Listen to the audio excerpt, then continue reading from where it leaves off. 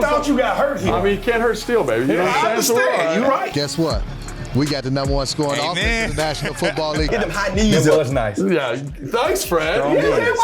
Commanders family, we have a special show for you today. As always, we are looking back at the best plays from the Commanders' big win over the Carolina Panthers. And we got 40-7, so you know there's a lot of them. Then we turn the page to the Bears. We'll break down the matchup and take you through all of the storylines on both sides of the ball. And the captain, London Fletcher, and I hit the practice field for a look at how the team is preparing for Sunday's matchups. All that and more fun coming your way on Command Center, and it all starts now.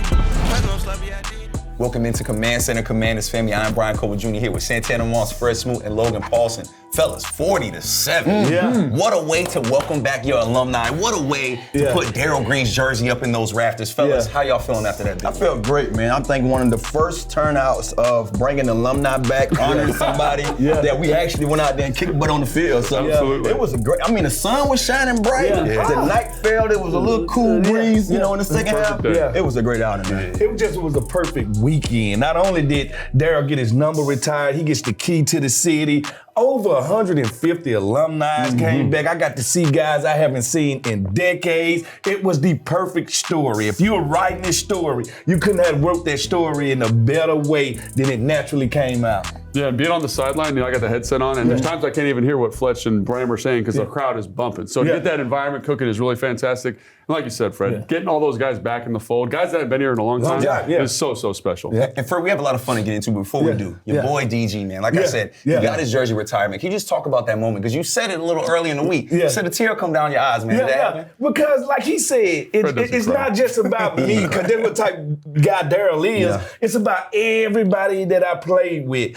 And when his 28s get retired, a part of me feel like I had something to do with that. I had a hand in that. So I think he's just special. I think every fan is time-stamped through Darrell Green's actions. So when you time-stamp like that and you're talking about decades, think about it. He played with guys in the 80s, the 90s, the 2000s, 2010, and right now in the 2020s, he's still having that same effect. That's unbelievable. And fellas, when you beat a team 40-7 at the crib, you got some highlights to look at. So let's get right into it. It's time for your top 5, presented by UA Local 5 Plumbers, protecting the health of the nation's capital since 1890. And Fred, you know, we ended with you, so we're going to start with you again. This is defense Emmanuel Forbes with the interception, man. I know you were so happy to see him make this play. You know what? I was so happy to see Andy Dalton elected to the Forbes list. I was happy to see him get his hand on the ball. It's like a baseball player with the yips. Once you see one go over the gate, then they just keep on coming. I wish you would have kept on running here. Get off that ground, son. And fellas, our tight ends,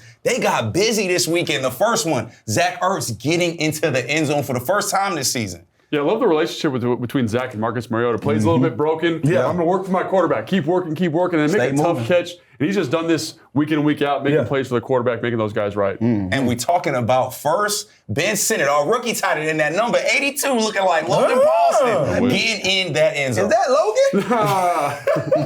Ben Sinnott, that's your first one. Hopefully that's the first of many. Now, Tanner, we got to talk to him post-game, man. Did you see a bigger smile in the building than Ben Sinnott's smile? He couldn't stop smiling, man, the whole time. But I feel his pain, though. That's one of the things about being a rookie, man. Once you get out there and really start making plays, man, more to come. And next up, it's kind of a combination of plays because we got to see the Marcus Mariota, Terry McLaurin connection, and it looked pretty good, guys. Keep your feet, Terry. I got to put Terry under my drills, baby. Get them high knees up, man, so he can get more touchdowns. This is a throw right here, man. Look at this tight window. I mean, Marcus was kind of in his bag. Yeah, he was. I mean, Terry helped him out, but, man, these are high-level, difficult throws. In muddy pockets, really nice job by him, man. In his bag, Logan, I like that. You know who else was in their bag? Dante Fowler to start the game.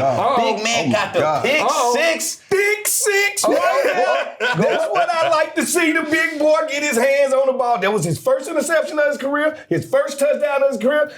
Congratulations, young man. Florida boy. Yes, sir. His first career pick six. So you know we had to hear from Dante Fowler on what this moment was like for him.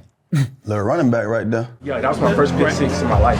Should I feel a little bit different than before? And that was so cool just to be able to, that was my first interception, and just be able to return it for a touchdown. Man, that was like I was in a dream. So question about the return. You gave the guy a little dead leg there, like you've been practicing that move. Did you no practice, baby. Did you play no offense growing up or anything like that? I play running back all my life. Okay, all right. All my life I play running back. I started playing defense in my junior year in high school. So that's why I rushed the way I rushed and do certain things, because I just played offense. So I was so used to drifting everybody and stuff like that. Very offensive like. When I was in the open field, I was like, it's time to do it, baby. Great to hear from Fowler. He had a big game, but looking at this graphic, it looks like the entire team showed up and had a big game. 2 interceptions. You love to see that because we know that's what a Joe Witt Jr. defense looks like. Now let's hear from our fearless leader, Dan Quinn, who's going to help us turn the page to the Chicago Bears. The thing that I really have been impressed by, not just this season, but previously last year as well, is their ability to get the ball. The takeaways they've generated, that comes from speed, knowing what to do, how to go play it. So that part would be a number one top of the pile for me. And then how they can feature, players into rushers and linebackers. They got, all the components that you're looking for to play great D. So, yeah, I got a lot of respect for the way and the play style of how they play. Yeah, I think we're making progress. I think you kind of talk first piece like a foundation is being built for that. But we're not there yet. There's another level to get to, and that's what I was referring to today about how do we get to the next spot. I had talked to the team about foundation of our brotherhood. There's another level. What about our physicality? There's another level. What about the communication at the line? There's another level. And so those are the things that you want to take the next steps to. I like it in the run game of what I've seen. I like it on the special team side of things. I felt it, when at a line of scrimmage yesterday, in the last game, I really felt that. So it's about finishing, it's about toughness, and we're not where it's going to end up, but we're making strides on that. And that's what this time is for. Like, you don't wait, like, go, do it now. Like, there is no waiting. Like, you absolutely go for it again. Fellas, this is week 8 by the numbers. And we got them in almost every statistical category. Does anything about these numbers surprise y'all?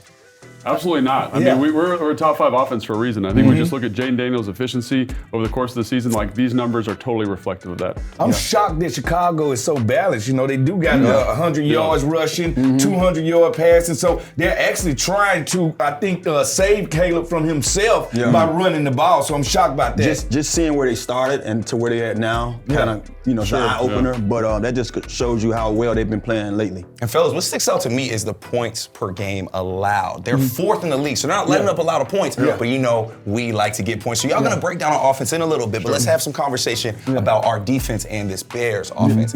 Caleb Williams, 4 touchdown game last weekend, fellas. What kind of issues does he pose for our defense? Well, he's one of those guys, he's a wizard with the ball. Like, he tries to manipulate the pocket, most definitely manipulate the pocket, but he can make every throw on the field, right? And not only, when he breaks the pocket, then the wide receiver like Santana gets to run his first route, his second route, and maybe a third route, and that's what makes him dangerous on any given play.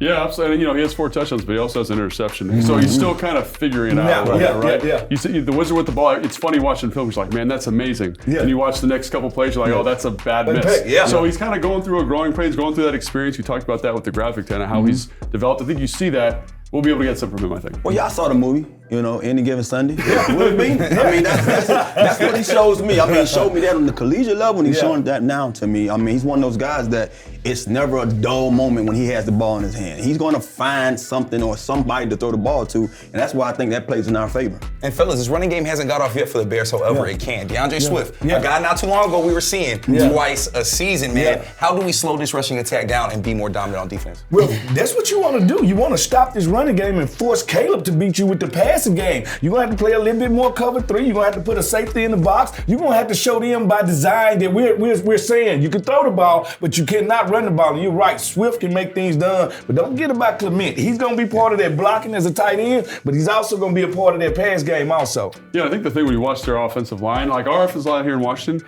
we're all on the same page. They're one cohesive unit, right? Yeah. They're one organism. Yeah. When you watch Chicago, they're not quite on the same page. So the rushing game isn't quite as efficient. Swift is very talented, and their backup running back's talented as well. Yeah. But I think maybe they can get it done with just 7 men in the box. I don't know if they need to cover 3 because the kind of lack of clarity in the offensive line. I think one of the things that we've shown thus far is we swarm to the ball. You know, that's one of the things that you can really point out about our defense. These past few weeks, even when we played against the Ravens, he had to go out there and get those. The second half was a better half for Henry. So if those guys can show what they showed last week and that week we played the Ravens, swarm to the ball. Every man there. Eventually they're gonna have to say, hey, we gotta scrap this and go to the air. And fellas, while y'all get that film ready, Fred, I'm gonna talk to you. So, Jaden Daniels, right? Now, Coach has said it. He does not want to speculate on if he will come back or not, so we're not going to speculate either. However, let's talk about this offense. We talked about the Bears. Stingy defense. 4th in the NFL. How can Cliff Kingsbury take advantage and make this defense pay? You know the crazy thing about this Bears defense, they're good on all 3 levels, all right? They got a great defensive line. They got good linebackers. They got great secondary. So you're going to say, how can we beat them? We're going to have to bend their zones to our will, and you can do that with a running quarterback. I tell people all the time, if you ever want to bend a zone, move the quarterback outside the pocket in the zone and start to bend. If they want to play us man-to-man, that gives us a chance to push the ball down the field. We've been one of those big play teams, so they got to ask themselves, do they want to stop us from being methodical and 13 and 12 play drives and keeping Caleb off the field? Or do they want to give us a chance for the big play? That's going to be the question they're going to have to answer on the Chicago sideline. And one thing that's going to keep the defense honest is a guy like Brian Robinson Jr. Another touchdown. The boy just looks good. How can we keep this rushing attack rolling? He's the methodical man. He's the physicality man. He's the guy that goes 4 or 5 yards in a cloud of dust, and he does it over and over again. And when he starts to lean on these DBs, you can see it in the second quarter, but you can feel it in the fourth quarter. He is that physicality that we always need on that offense. And Fred, let's send it over to our guys, the offensive guys over here to break down some plays in the film room. Logan, you got it. Yeah, so the thing that I'm excited about with this Cliff Kingsbury offense is every single week he seems to be able to subvert defensive expectations. And Tanner, what's his first one? It's this flea flicker, right? Yeah. And on flea flickers, what do you normally do? Well, normally on flea flickers, those linebackers get up out of there. Yeah, they're trying to make sure they know that ball going to somebody downfield, so we got to get up out of there. Yeah, they're trying to take a shot down the field with a flea flicker, right? So you see that here. Watch these linebackers. They're like, oh no, it's flea flicker. Let's get out underneath these deep concepts. But Cliff uses that knowledge, right? He says, hey, let's have Austin Eckler chip this guy here. Let's get out to the flat. It sets up the timing for the screen in a really nice way. So taking something that is normally a big shot play, kind of let's put a little tweak on it, define an explosive play in a different way. Here you get a great look at the linebackers. Watch all these guys drop out once they see that ball pitch back. Look at the space they're able to create over here to the offensive left. Love that. Lets the offensive line get out, do its thing. So again, taking something that's normally an explosive, kind of subverting expectations. This is another one that I think is really interesting too, right? Fred, you can talk about this one, right? We're going to flip the back here. I look at this guy right here on the edge, and he said, I have the back end, man. And now we have to switch responsibilities to you. Just a little motion. It's not a complicated thing, but it seems like it really messes with the communication. It does. Because this play is not complicated. It's just mesh. They're going to run across, run a sit, and he's going to run a rail. Everybody runs it, but that little bit of tweak, watch, drops him. Like, you can tell. Who doesn't know what's going on here? He doesn't know anything. He has no idea. So this ends up being a big explosive play just from a simple motion to kind of set this guy up, put him in a better position to be successful. And Tanner, you can talk about this. Like, this is red zone. Everyone runs the same stuff. They're going to run across here with a basic. But I love how Cliff, he motions to this too. It's man-to-man coverage. Talk about the rub Terry's able to get here. Set up a natural rub. He's telling that guy, well, I'm going to bring my guy in a little closer so when he runs his crosser, he's going to either bump into his guy or our guy. Yeah, and look at the space he's able to get here in the back end, right? And obviously Jane does a great job reading it out and making this throw, but understanding what you're going to get in the red zone, having something to beat that coverage, and then maybe my favorite play that we've had so far is they're going to run kind of a play action pass here, keeper action. So ball fake this way. We're going to act like the offensive line's running this way. What do we normally do off of that, Tana? We normally run routes back to it. And they know this. Watch this linebacker off this section. He says, oh no, I got to get out of here. I got to fall under this spot here, right? And the great thing about this that I love from Cliff is the weakness in protection in the keeper is the tight end. Yeah. But I'm going to pull this guard, right, to help him out so that we go to a half roll. We're in the pocket. Great job here. And then Jaden just delivers an absolute strike here. So understanding what the defenses are used to seeing, how do I kind of flip the script from a play standpoint to put the guys in the best position to be successful, that's transferable to any defense in the NFL. Just poetry, watching that film, watching how this offense operates. And Commanders family, we have something very special for you. Check it out. Beast, baby. I'm in the tailgating section. This is when the real love come in. Show some love for D Green, baby. This is what it looks like. This is what it feels like when you're in the true action out here in the tailgate. Fred, you had some fun this past Sunday. I'm gonna let you talk to the people about it. I'm gonna get up out of here. Oh, I told him we showed him how a tailgate's supposed to go. We stopped at Tailgate Ted. He told us everything he does, his preparation for the game, and he also showed us the aftermath. And I'm talking about a line of people in the tailgate. And don't forget, this week I'll be walking around the stadium again, stopping at your tailgate and everybody else's. Speaking of game day info. Bears versus the Commanders. Kickoff Sunday, 4:25 p.m., Northwest Stadium. And you can listen to that game on the radio broadcast with Big 100, Fletch, Brandon, and myself. Keep you up to date on everything that's going on in the game. And you can check me and B. Mitch out, Game Day Live at 3 p.m. and immediately after the game for post-game live. It's time for the best seat in the house, presented by SeatGeek, the most disruptive ideal in ticketing. A ticket that works. Expect the expected. SeatGeek, BC and Big Fletch. What you got going on? What's good, Commanders family? Welcoming in Big Fletch to the building, and we are on the field to talk about our offense because they have a tough task against this Bears defense. They don't give up a lot of points, London. Right. How can we make a change this Sunday? Well, yeah, you mentioned the Bears defense. It's definitely one of the top units in the National Football League, but guess what? We got the number one scoring offense in the National Football League. So this is going to be a top billing in terms of the headline, this matchup, strength on strength. You look at the Bears defensive front. They got playmakers. Obviously the one Montez Sweat, who we all know well. And they also got some linebackers and safeties, things like that. But how can you attack those guys? I think in the run game, which regardless of whoever's going to be at the quarterback position, we're going to rely heavily on our run game. Expect a heavy dose of B-Rob, a heavy dose of Austin Eckler, heavy dose of Jeremy McNichols. When you and what that does, it also keeps this Bears defense off balance. Maybe gets us.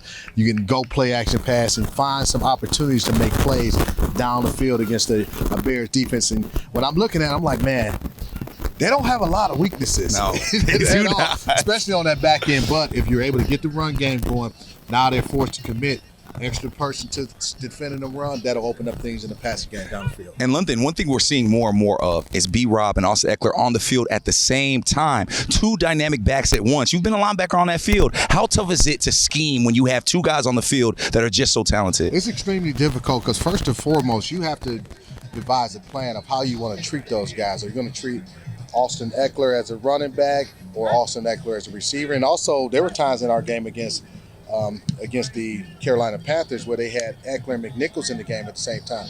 Are you going to treat those two guys as two running backs, one as a receiver, one as a running back? So from developing a game plan, that puts a lot of stress on your defense and making sure everybody sees it the same way. All you have to do is have somebody not see it the same way. That can lead to explosive plays as well. And one thing that keeps the defense honest is getting the ball out quickly. One way to do that is getting our tight ends involved. They got very involved last Sunday. How can we use our tight ends to keep this Bears defense honest? They got real active. They got active. And I was really happy to see Ben Sinnott finally get his first catch, what happened to be a touchdown. What a memory for him that his first catch in the National Football League was a touchdown. You can see the connection, and you see it was a situation where they had favorable matchups in the passing game with our tight ends against their safeties or their linebackers. Now, it might be a situation again where we feel like we can do some things in the passing game against their linebackers. But they're the Bears. They're outstanding coached football team at every level. We'll see if the tight ends get active again. And you talk about outstandingly coached. That is our offense. And Cliff Kingsbury, the way he's able to be versatile, how does his versatility help us and give us the advantage against any defense, especially a defense like the Bears, who's very talented? Well, one of the things that they do so much misdirection stuff, especially in the run game, where you got offensive linemen, whether it's a tackle, guard, pulling, going one way, you got a lead blocker going another way. The first run by Jaden Daniels, you had a counter run one way that he could have handed the ball off, or he got a lead blocker in Austin Eckler if he decides to keep it as quarterback. It really is a very difficult offense to defend because of all the misdirection things. And then just from a creative standpoint, you're seeing them motion guys a lot. You see them motioning, whether it's Terry into the backfield or just different things that they're doing where it really creates problems for you from a defensive standpoint. And then our last thing, we're looking at that offensive line right now. Have you seen a team be able to come together so quickly with all these different pieces and build that camaraderie and have such dominance that our offensive line has? I haven't, and really, there was kind of the question mark coming into the season, but this offensive line has played outstanding. They've been really, the catalyst and the key to what we've been able to do this season. Hey, Leonard, you are the catalyst and the key to what we do here on Command Center. Appreciate your time, brother. Back to you on the studio. When you get this off of wins, I think last week, the voice from God will tell you it was Louisville. Yeah. Yeah. All right. So Frankie Louisville, he's the heavyweight champion right now. He has Big Fletcher's heavyweight belt.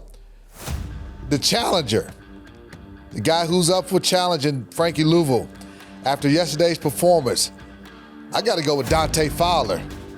Give you the stats. 2 tackles, 1 sack, a pick, touchdown. All right, 2 tackles. We say 2 tackles. A sack. 1 pick, 1 touchdown. Frankie's Louisville stats in yesterday's game: 2 tackles, 2 assists, 1 sack. This is a tough one. How are you not picking Fowler? This is a competition. Got it. It's Fowler against Louisville for who's gonna walk away with the belt. This is solely based off yesterday's performance against the Carolina Panthers. Ding, ding, ding, ding. And new heavyweight champion, Dante Fowler. You can catch Big Fletch and Bram on the Booth Review. Just one day of 7 days of shows just for you. That's a show every single day of the week. Who's got it better than Commanders fans? I'll tell you nobody. Be sure to check them out on our YouTube page. And if you aren't already there, you should probably hit that subscribe button. Now, we are back in the studio, celebrating a new holiday. I think this is like his 8th year around. Logan, you correct me if I'm wrong. Yeah. But tight end. 8th year? National Tight End Day. Happy very exciting. And we have one of our favorite tight ends in the building with us. So you know what? Logan, surprise, surprise. What are we doing? We got some Logan Paulson highlights for you. God. Now, this is your can't miss moment. Presented by FanDuel. Make every moment more with FanDuel, an official partner of the Washington Commanders. Now, I've not seen these plays yet, Logan. Yeah. But this one, your boy RG3 with the pink armband. Dealing, right? Look Man. Pretend like I was blocking up there, a little run. I really thought you got hurt here. I mean, you can't hurt steel, baby. You know what I I'm saying? understand. You're right. And which you only get open like that with supreme route running, Logan. Yeah, I don't know about that. Act like you're blocking, sneak out there, hide it out. Pretend to block. Yeah. Down the route. This is the theme for me. I got to block first to get open. That's the whole thing. Kind of went down easily right This there. is one of my favorite plays of my career right here. I don't know. I love this catch. First hand. down. Get up, little dude. Playoff game. Big deal right there. Nice. Yeah, that was nice. Yeah. Thanks, Fred. Yeah, So you don't hurt yourself. Don't hurt yourself now. Yeah. And then it's a little stick nod right here. Look at that route. What do you think? Get on in Touchdown? there. Let me get this. I know that's pretty good, right? Yeah, That's it all is. right. There's not a lot of them, and most of them are on there right now. But it was cool. Hey, one of the better tight ends that I know. All right, you are, my friend. You are one of the better tight And ends you know that I what, know. Fred? That is a great segue to how we're going to end the show. Yeah. There's a lot of great tight ends. Y'all played with a lot of great tight ends. Yeah. But first, it's all time, whether y'all play with them or not. Yeah. Give me an all-time tight end in the NFL. Ooh. Tanner, you want to start? One of my all-time, I'm going to put Bubba Franks. Yeah. Played with him in college. Yeah, college. And I could add in Shockey there too, but Bubba stands out a little more Dude, than me. He was a Shocky's little a beast, before man. Shockey. So I got a time to play with him my freshman and my sophomore year at Miami. All right, the best one I played against, Tony Gonzalez. Oh. He was Stealing. unstoppable. I'm talking about first kind of detached tight end that really played like a wide out. But the best one I played with this team, I got to get to Mr. Chris Cooley right here. I got to get to Chris Cooley because he's better than 82. That's why I'm going to say it. He's better than 82. He is better than 82. My best guy that I played with George Kittle. I got him his rookie year in San Francisco. Oh, nice. He was an absolute maniac. I remember the first time I saw him catch a ball in practice, I was like, I'm going to need to look for a new job because he was that good, man. He's a special football player, and great to see him still playing at a high level. And Fred, you might think Chris Cooley's better than Logan Paulson, but I'll tell you one thing Chris Cooley isn't. He ain't part of the high school game of the week. Oh, Logan Paulson is a part of the high school game of the week. Now, Logan is featured in our high school game of the week this Friday. Independence, the team Logan serves as the offensive coordinator for, is taking on Stonebridge, where former Washington player Kedrick Golston, we talked to him during training camp, is the head coach. Now, if you're around Loudoun County, catch that game Friday night